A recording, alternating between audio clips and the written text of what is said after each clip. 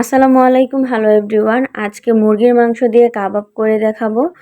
এখানে আমি নিয়েছি বুটের ডাল, এটা 5 ঘন্টার জন্য ভিজিয়ে রেখেছি। আর নিয়েছি মুরগির বুকের মাংস, ছোট ছোট টুকরো করে কেটে নিয়েছি। আর এখানে আস্ত মশলাগুলো দিয়ে দিচ্ছি, তেজপাতা, দারুচিনি, লবঙ্গ। আর এখানে আছে গোলমরিচের গুঁড়ো, জিরার গুঁড়ো, হলুদের গুঁড়ো, লাল মরিচের গুঁড়ো, ধনিয়ার গুঁড়ো আর স্বাদ মতো লবণ।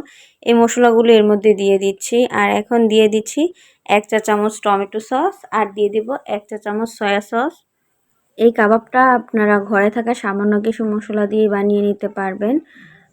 এই কাবাব বানানোর ক্ষেত্রে আলাদা কোনো মশলার প্রয়োজন হয় না। এখন এর মধ্যে দিয়ে দিচ্ছি পেঁয়াজ কুচি, তার সাথে দিয়ে দিচ্ছি আদা রসুনের পেস্ট। এখানে আদার পেস্ট দিয়ে দিচ্ছি 1 চা চামচ, আর রসুনের পেস্ট দিয়ে দিচ্ছি 1 চা চামচ। তেল দিয়ে দিলাম 3 টেবিল চামচ পরিমাণ। এখন এটাকে খুব ভালোভাবে নেড়ে মিশিয়ে নিতে হবে। আমি এর মধ্যে পানি দিয়ে দিচ্ছি। পানি দিয়ে এটাকে খুব ভালোভাবে নেড়ে মিশিয়ে এটা আমি চুলায় বসিয়ে দেব।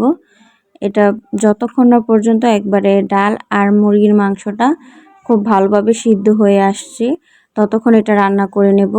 তো চুলায় বসিয়ে দিলাম।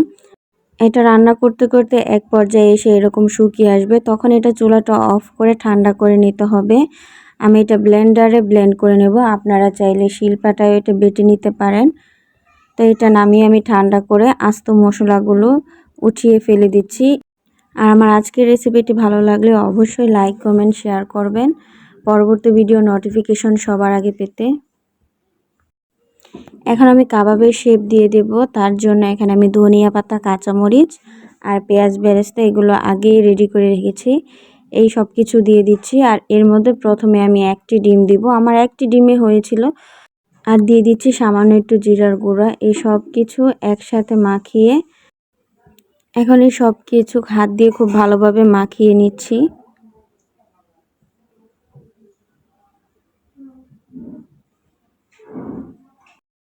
এখন কাবাবের শেপ দিয়ে দিয়েছি, হাতে তেল লাগিয়ে নিলাম। এটা বলার কিছু নেই, এটা দেখেই বুঝতে হবে ঠিক কিভাবে এটা বানিয়ে নিতে হবে। তো আজকে আমি কাবাবগুলো ফ্রাই করে দেখাবো না, যেহেতু বাচ্চাদের টিফিনের জন্য বানিয়েছি, এটা ফ্রোজেন করে রেখে দেব। তো একে একে আমি সবগুলো কাবাব বানিয়ে নিয়েছি। সবাই সুস্থ থাকবেন, ভালো থাকবেন। আবারও চলে আসবো নতুন কোনো ভিডিও কিংবা নতুন কোনো রেসিপি নিয়ে। আল্লাহ হাফিজ।